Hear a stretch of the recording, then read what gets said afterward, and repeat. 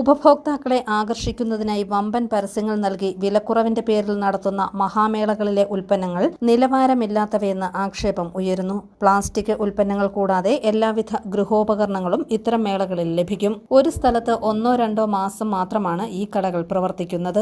യാതൊരു ക്വാളിറ്റിയുമില്ലാതെ വിൽക്കുന്ന ഇത്തരം സാധനങ്ങൾ ഉപഭോക്താക്കളെ പൂർണ്ണമായും കബളിപ്പിക്കുന്നവയാണെന്ന് merchants association Ponkunnam unit president Tommy Dominic പറഞ്ഞു. ഇത്തരം കടകൾ ചെറുകിട വ്യാപാരികൾക്ക് ഏറെ ഭീഷണിയായി മാറുകയാണെന്നും അദ്ദേഹം പറഞ്ഞു. വ്യാപാരികൾക്ക് വലിയ ഒരു ഭീഷണിയാണ്. കാരണം ഇത്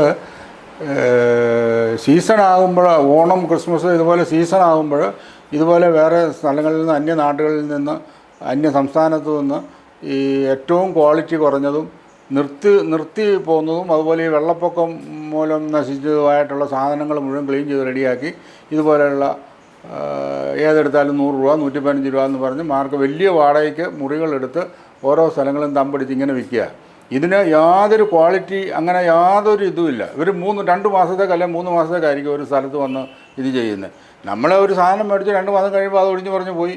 പിന്നെ നമ്മൾ അന്വേഷിച്ചാൽ കടയില്ല. നേരെ വെച്ച് നമുക്ക് മാർക്കറ്റിൽ നമ്മളൊരു സാധനം മേടിച്ചാൽ അത് വിൽക്കുന്ന ആളിന്, കൊടുക്കുന്ന ആളിന് ഉത്തരവാദിത്വം ഉണ്ടോ, അല്ലെങ്കിൽ അവിടെ അത് എന്തെങ്കിലും നാശം ഉണ്ടായാൽ ആളുകൾ തിരിച്ചു വന്ന് നമ്മളോട് ചോദിക്കും, നമ്മൾ റീപ്ലേസ് ചെയ്യേണ്ടി വരും. ഇതിന് GST രജിസ്ട്രേഷൻ ഉണ്ടോ, അതല്ലെങ്കിൽ ഇതിന് ഗവൺമെൻറ്റിലേക്ക് അടയ്ക്കേണ്ട ഫീസുകൾ അടയ്ക്കുന്നുണ്ടോ, ഇതൊന്നും നോക്കാനും ആളില്ല. അതാണ് നമ്മുടെ ഇവിടുത്തെ ഒരു സംവിധാനം. ഇതിന് എന്തായാലും മാറ്റം ഉണ്ടായേ പറ്റുള്ളൂ. കാരണം ഇത് ആളുകളെ, ഉപഭോക്താക്കളെ കളിപ്പിക്കുന്ന ഒരു രീതിയാണ്. ഏറ്റവും നിലവാരം കുറഞ്ഞ പ്ലാസ്റ്റിക് ഉൽപ്പന്നങ്ങൾ കൊണ്ടുവന്ന് ഏറ്റവും വില കുറച്ച് ഇങ്ങനെ വിൽക്കുക. ഇത് പകുതി ഈ വെള്ളപ്പൊക്കത്തിലും ഇങ്ങനെയുള്ള ഇതിൽ നാശിച്ച സാധനങ്ങളാണ്. ഇതാണ് ഇത് സംബന്ധിച്ച് പറയാനുള്ളത്. 2 മാസം അല്ലെങ്കിൽ 3 മാസമാണ് ഒരു സ്റ്റേഷനിൽ അവർ നിൽക്കുകയുള്ളൂ. അത് കഴിയുമ്പോൾ അടുത്ത സ്ഥലം പിടിക്കും. അങ്ങോട്ടും ഇത് എല്ലാം കൂടെ വാരിക്കെട്ടി അങ്ങോട്ട് കൊണ്ടുപോകും. ഇതുപോലെ തന്നെ ചെരുപ്പ് നിർത്തിപ്പോകുന്ന കടകളിൽ നിന്ന് വാങ്ങിക്കൊണ്ട് വന്ന് അത് കഴുകി തുടച്ച് വെച്ച് അതാണ് എടുക്കുന്നത്. അത് 1 മാസത്തിൽ കൂടുതൽ അത് ഉപയോഗിക്കാൻ പറ്റില്ല. അന്നേരത്തേന് അത് പോകും.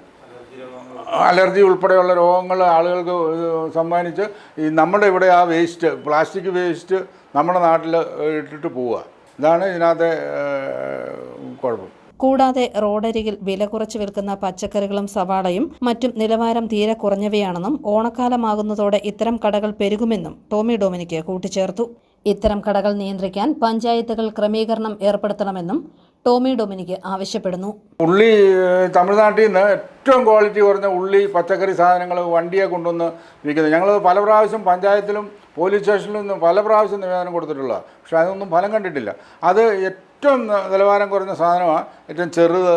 അതുപോലെ ഇനി സവോളയുടെ തിരികട ചെറുതില്ലേ, സവോളയുടെ ചെറിയ തിരികട ആയിട്ട് വരുന്ന സാധനങ്ങൾ ഇതൊക്കെയാണ്.